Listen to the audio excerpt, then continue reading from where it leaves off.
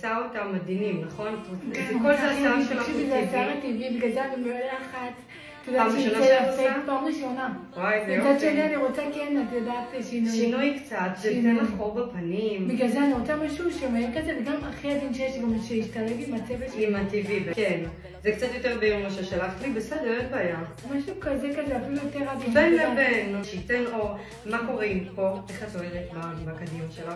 אני רוצה גם נראה לי משהו מאוד. את רוצה פה את השתי פסים דקים כאלה שיהיה לך ככה, אז ייתן לך את האור, ופה כל השאר יותר עדין וטבעי, שלב לך עם השורש שלך.